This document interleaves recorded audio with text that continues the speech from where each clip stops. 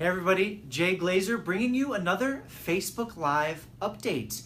We are here, it is Wednesday, September 13th, New York City prime selling season, and it's time to go. So, don't kill me out there for all my loyal fans, so many of you. I'm not going to do the have any no today. Jeff, don't kill me, I'm sorry. Quick shout out, by the way, to Jason Saft. I know you'll be watching this and you'll make a sassy comment. Thank you for the shirt. Slave to the glaze. Yeah, not really sure what to make of that, but thank you very much, very sweet. So, just gonna jump right into it. We are in a shifting market. I've talked about this a lot over the last couple months and we're really starting to feel it. There are a lot of great properties on the market that are sitting. People are wondering why aren't they moving? Buyers are saying, what's going on? Shouldn't this sell quicker? I'm so used to the market moving quickly. Sellers are saying, why the hell haven't you sold my home? And then the brokers are sitting there trying to figure out, well, what do we do? How do we market homes? How do we price? How do we do all these things? So I'm gonna keep it very short and simple today. I'm gonna tell you there are 3 tricks and realities to selling your home. Those 3 realities are, ready? Price, marketing, exposure. Really, buckets number 2 and 3, marketing and exposure, are more or less kind of linked hand in hand. So I'm gonna get right down to it. At the end of the day, how many times, brokers out there, have you had a conversation with a seller? And if you're a seller out there, don't have this conversation with your client. Have you had the conversation of, oh, well, we just need to get more exposure. Well, what are you doing to market your home? Are you putting print ads? Are you advertising on this website? Are you doing this, this, and this? This is 2017, folks.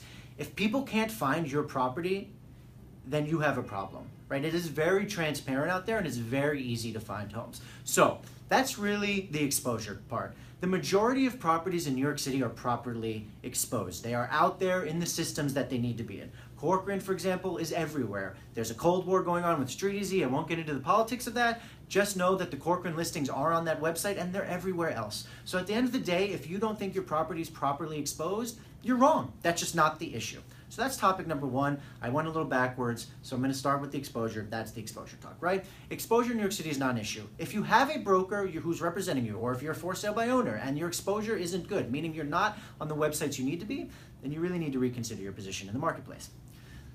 That ties into the marketing. At the end of the day, there are a good number of agents in New York City who are properly marketing their properties, right? Great photography, good floor plan, good transparency on the description, out there in the world properly, good placement, good display, everything. It looks like an attractive listing.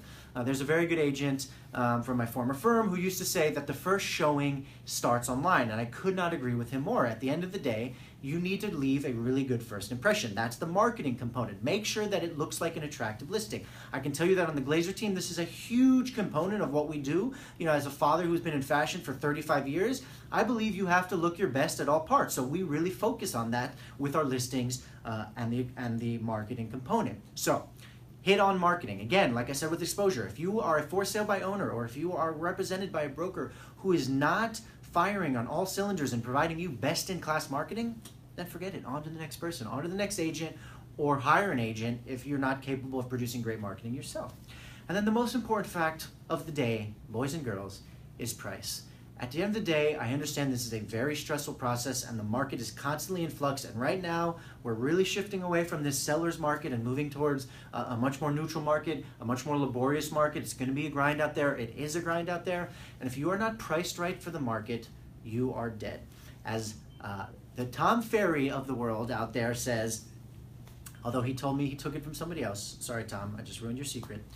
If it's not compelling, it's not selling.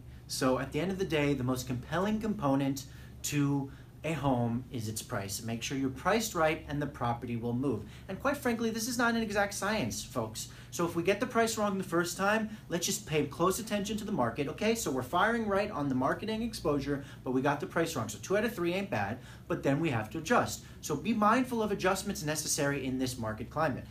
That's my story. That's how you sell a home in this changing, shifting market.